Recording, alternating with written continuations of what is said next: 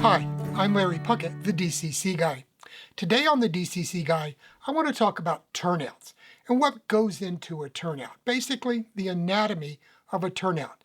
Because, I'm going to be throwing around some terms in the next video, and I want to make sure you understand everything that I'm talking about. So we'll talk about frog rails and point rails and frogs and stock rails and throw bars and all those kind of things, and I'll show you exactly where they are on the turnout and the implications for different configurations.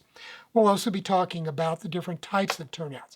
There are power routing turnouts, there are all live turnouts, and there are DCC-friendly turnouts. So let's take a look at each type of turnout, and then, in a subsequent video at the end of the week, I'm going to come back and I'm going to show you examples of all of these different types of turnouts, and we'll talk some a little bit more about how to power them, how to use them, and the implications of using different kinds of turnouts on a DC and on a DCC powered layout, because there are very important differences for what you do. So what I'm going to do is I need to move over to the computer and bring up some diagrams, and we'll get started. Okay, let's go ahead and begin by taking a look at the anatomy of the turnout. What are all these different things called? So there's a lot of different parts to a turnout. It's not just, a one-piece device. So let's start with the main components, the stock rails. And these are a continuous piece of rail that go right on through here on the diverging leg, and another one here that goes right on through on the through track. Okay, now these receive power typically from connections to the running rails, and these are the rails on the outside here that the turnout connects to, either at this end or at this end of the turnout. So you really don't need to add any type of feeders usually directly to the stock rails themselves, because they're getting their power from these connections. Now, the next important part then are the point rails, and that are these two guys here. And these are important because in some cases they make the electrical connection for the rest of the turnout. Simply because when they are pressed up against the stock rail, as shown here, you have an electrical connection created. And if you throw the points to the other stock rail, then that electrical connection becomes active. And if you have a metal throw bar here connecting the two point rails together, then they will always be the same polarity, because if this one is picking up power from this stock rail, the electricity is going to pass through the metal throw bar and electrify this one, and it carries right on through everything else. We'll talk more about that in a minute. So we basically have these two point rails that are movable and connected by the throw bar. And this can be connected to a tortoise switch machine or a caboose ground throw or various other devices that are used to move the throw bar and control the direction of travel through the frog itself. So in this case, the direction of travel is set to go straight through. Now, if you threw it the other way, it would go up here and out on this diverging leg of the turnout. Okay, and then we have the running points out, or the running rails out here beyond the turnout itself. Okay, so the point rails themselves are connected to these two closure rails. And usually these closure rails don't move, whereas the point rails do. So there is a connection right here, a small gap shown here, usually formed either by a rivet joint that swivels or with a rail joiner connecting between the two. And that provides an electrical connection between the point rails and the closure rails themselves. So whatever polarity these guys are going to be. Okay? So these two closure rails then go on in to the frog, and in some cases they form the frog itself, as shown here. So whatever polarity they are in those cases, the frog will have the same polarity. Then coming out of the frog, we have these two guys, the frog rails. In a lot of cases, these are electrically continuous with the closure rails, some cases with the frog itself. And in some cases, as shown here, they are electrically connected at this point. Okay? In some cases, there is a insulation between the two pieces of rail that isolates them, and they can be individually powered. And I'll get to that in a minute. Let's talk then about power routing turnouts. And power routing turnouts are an interesting design that take advantage of certain aspects of the design itself to electrify different legs and routes through a turnout. So let's see how that works. Now, as I mentioned earlier, if you have a metal throw bar here, these 2 points are connected by it, and they will both be electrified at the same time whenever this particular point rail is up against that stock rail, or as shown below here, when this one is up against the lower stock rail. So that allows you to, electrify each route by simply throwing the points themselves. Okay, but the downside of that is the electrical connection is entirely dependent on a physical contact between the points rails themselves and the stock rails in both cases. If you get any crud, any paint, any glue, any ballast, any foam or other scenery material, or anything else, cat hair, dander, whatever, falls down in this gap, when you throw that point, it can prevent the electrical connection from occurring. And it is inevitable that this does happen. So you always have to be aware of that fact. And that is one of the big downfalls of this.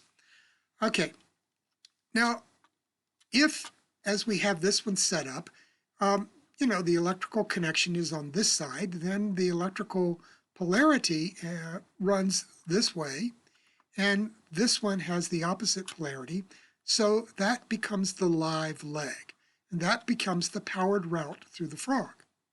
If you look up here at this one, because of the interconnection between the point rails and the closure rails and everything else here at the frog and the frog rails, you can see that the two diverging legs or two diverging rails here are the same polarity. So that leg will be electrically dead, and you can't have an electrical circuit. A train, a locomotive cannot run on this particular route. So that is a good thing in some cases. And you can also use this if you connect this to some tracks in a yard or something, and you throw the switch for the other route, then everything goes dead in that siding or yard. The other one is the live leg, because you have a different polarity on each rail. And you can see when you throw the turnout, the points, this way, because of that electrical connection, this becomes the live leg, and because both of these are the same polarity down here, this leg goes dead, so you have no circuit here. So that's one of the advantages and disadvantages of this type of turnout. Now, another problem associated, and the biggest problem with this, is that anytime that you have the rails thrown this way, you get two rails of opposite polarity very close to one another. In this case, it's these two, and you can see down here it's these two. Now, if a locomotive or a car with metal wheels happens to derail going through these points, or if you've just got a car with very wide tread on it, or it's the wheels are too close together, then you can end up with a wheel that might overlap both rails.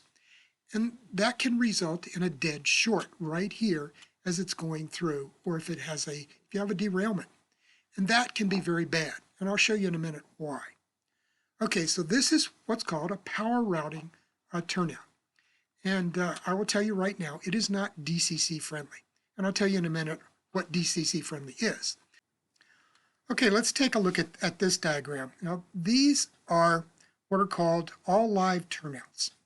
And the great thing about an all live turnout is, because of the way it is designed, both legs through the turnout are independently powered, and they are live all the time. And all of the different rails feeding into these two routes stay live all the time. And that has important implications for DCC. So let me go ahead and we'll talk about that. What we have here then, the point rails are separated by an insulated throw bar. And that's very important because that means when this rail is touching that stock rail, it does not pass electrical current to this point rail. So this point rail and this one are always different polarities, and so are the closure rails. The frogs are electrically isolated here so that they have to be or can be powered separately using a frog juicer or using the contacts on a tortoise switch machine or other type. And the individual frog rails have separate polarities. And in some cases, they have no connection at all and can be connected directly and get their power from the running rails. And you can see that that's the case down here, that no matter which way the points are thrown, you have a live circuit going through both legs of the turnout. Another very important aspect of this is because at the points themselves, the two rails there that are not connected physically are still of the same polarity. So this one, these two, the point rail here and the stock rail are the same polarity, obviously, since they're connected. But down here, this one, this point rail and this stock rail are also the same polarity. So if you have an accident here and a metal wheel happens to get down between the two rails, it will not create a short. And that's important because with DCC, anytime you get a short, you have the potential to shut down the entire layout unless you're using circuit breakers to intercept that short.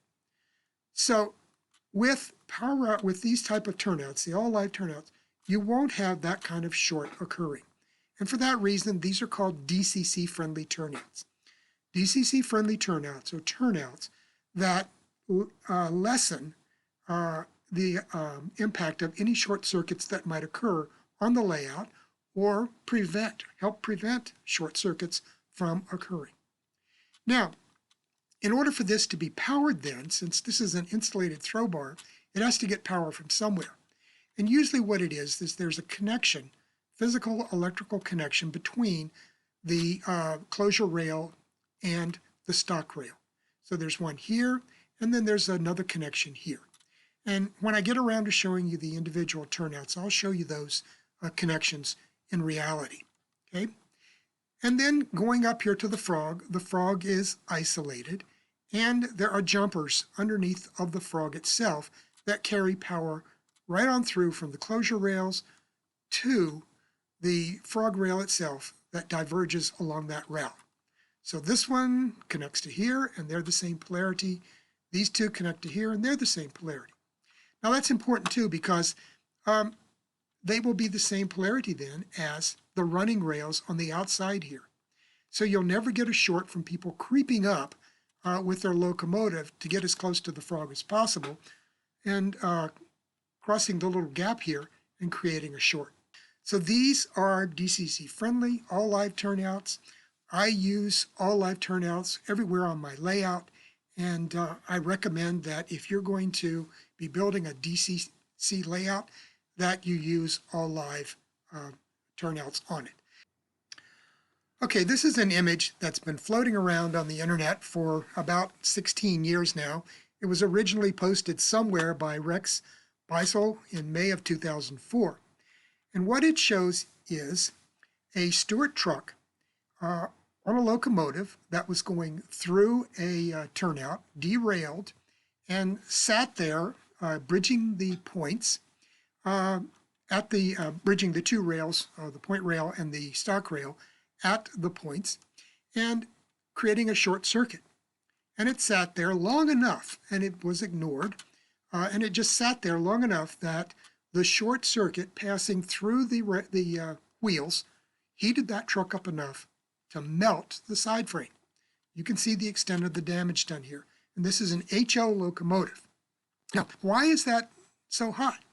Well, if you think with a DC layout, you're using, in most cases, a transformer, power supply, whatever that is rated at something less than 1 amp in most cases. And it has, it's only putting about 12, 14 volts on the rail. So you're looking at what? 12 watts. Compare that to the amount of heat that can potentially be generated if you're dealing with the typical DCC booster at 5 amps and putting 14 volts on the track. Okay, that comes up to 70 watts. Consider the difference between a 12-watt soldering iron and a 70-watt soldering iron, and that gives you an idea of where all of that heat comes from. And this can occur, anywhere on your layout where an accident can bridge the gap between two rails of opposite polarity. Because a dead short circuit, you're going to have that electricity flowing continuously through there unless everything shuts down. And that's also why it's so critically important to have adequate wiring on your layout so that your boosters and any circuit breakers you install shut down immediately when a short circuit occurs, because otherwise this is the type of thing that can happen. So, don't want to scare you too much, but this is just a warning of why you should use all live turnouts, DCC friendly turnouts, and have very good wiring on your layout. And we'll talk about that in a future video. Okay, so I hope you have a better understanding now of what goes into a turnout and the different types. And again, come back on Friday and we'll have another video and I'll show you, 6 or 7 different types of turnouts that are examples of the ones I've just talked about in the diagrams. So come on back and have a good week and stay healthy. Bye now.